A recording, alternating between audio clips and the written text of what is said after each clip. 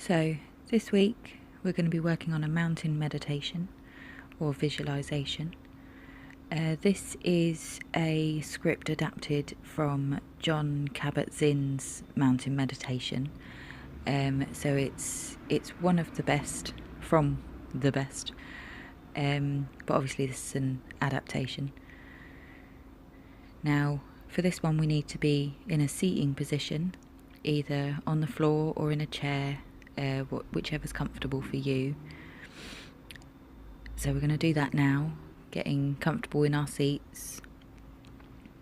And what I want you to do is to actually begin by sensing the support you are having from the chair or from the cushion, paying attention to the actual sensations of contact. Find a position of stability and poise, upper body balanced over your hips and shoulders, comfortable but alert, hands on your lap or on your knees, or hanging by their own weight,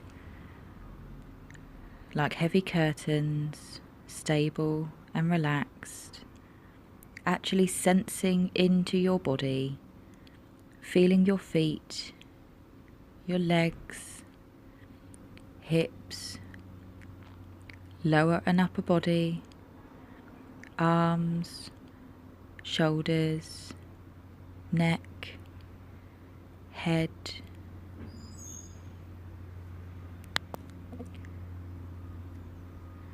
And when you're ready, just slowly allowing your eyes to close, bringing awareness to your breath, the actual physical sensation of breathing in and out, letting the breath be just as it is, without trying to change it in any way, allowing it to flow easily and naturally with its own rhythm and pace, knowing you are breathing perfectly well right now and there's nothing for you to do except to breathe.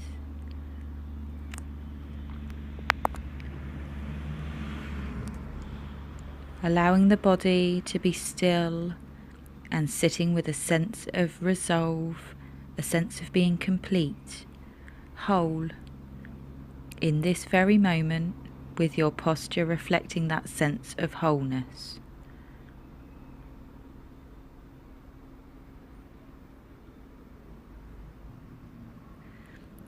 As you sit here, I want you to let an image form in your mind's eye of the most magnificent, beautiful mountain you have ever seen or you could ever imagine.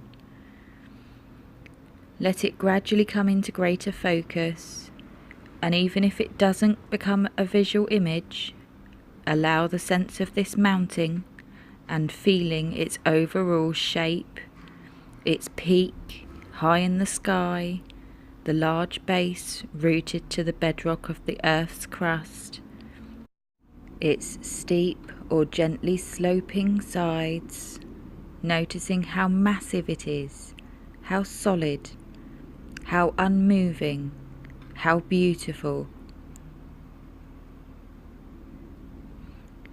Perhaps your mountain has snow blanketing its top and trees reaching down to the base. There may be streams or waterfalls cascading down the slopes. There may be one peak or a series of peaks. There may be meadows or high lakes. Observe the mountain, note its qualities, and when you feel ready, see if you can bring the mountain into your own body sitting here, so that your body and the mountain in your mind's eye become one. So that as you sit here, you share in the massiveness and the stillness and majesty of the mountain. You become the mountain.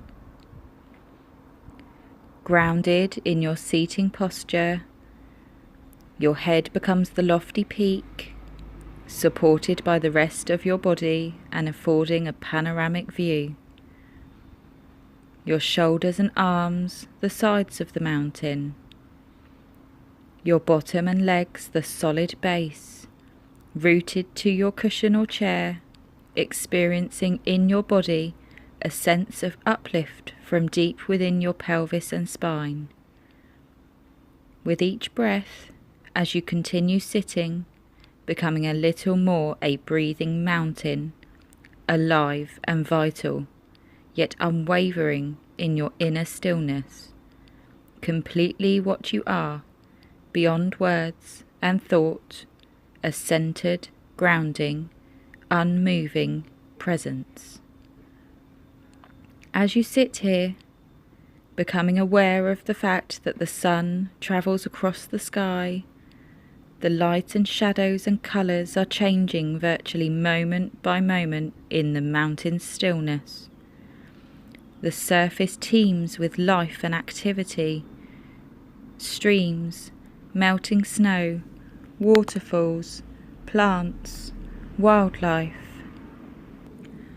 As the mountain sits, seeing and feeling how night follows day and day follows night, the bright warming sun following the cool night sky studded with stars, and the gradual dawning of a new day. Through it all, the mountain sits, experiencing change in each moment, constantly changing, yet always just being itself. It remains still as the seasons flow into one another, and as the weather changes moment by moment and day by day, calmness abiding all change. In summer, there is no snow on the mountain, except perhaps at the high peaks, or in the crags shielded from direct sunlight. In the autumn, this mountain may wear a coat of brilliant fiery colours. In winter, a blanket of snow and ice. In any season, it may find itself at times enshrouded in clouds or fog, or pelted by freezing rain.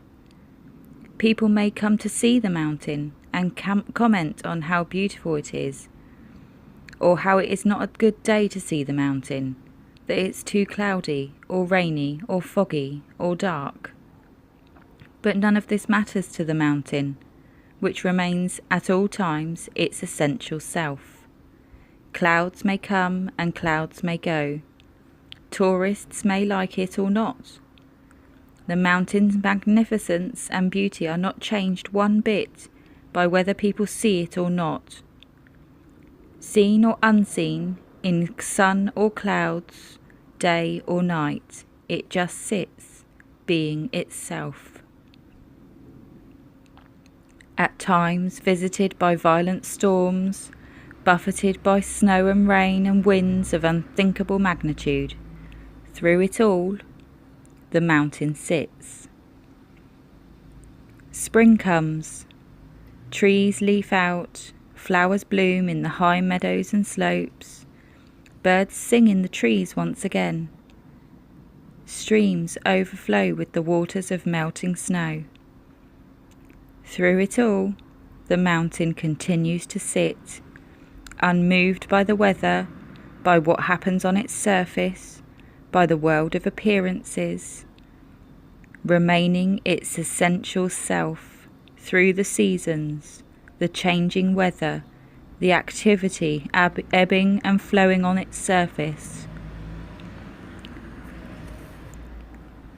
In the same way, as we sit here, we can learn to experience the mountain. We can embody the same central, unwavering stillness and groundness in the face of everything that changes in our own lives. Over seconds, over hours, over years. In our lives and in our practice, we experience constantly the changing nature of mind and body and of the outer world.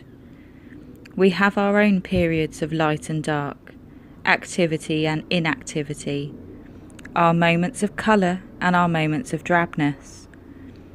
It's true that we experience storms of varying intensity and violence in the outer world, and in our own minds and bodies, buffeted by cold winds, by cold and rain, we endure periods of darkness and pain, as well as moments of joy and upliftment.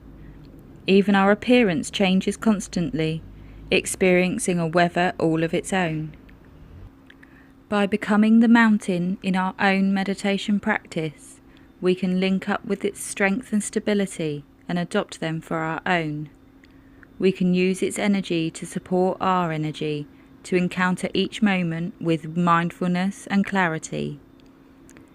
It may help us to see that our thoughts and feelings, our preoccupations, our emotional storms and crises, even the things that happen to us, are very much like the weather on the mountain. We tend to take it all personally, but its strongest characteristic is impersonal. The weather of our own lives is not to be ignored or denied. It is to be encountered, honoured, felt, known for what it is, and held in awareness. And in holding it in this way, we come to know a deeper silence and stillness and wisdom. Mountains have this to teach us, and much more if we can let them in.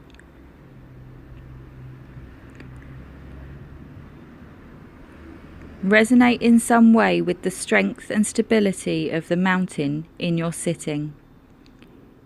Use it from time to time in your practice to remind you of what it means to sit mindfully with resolve and wakefulness in true stillness, so that in time that remains, continuing to sustain the mountain on your own in silence, moment by moment.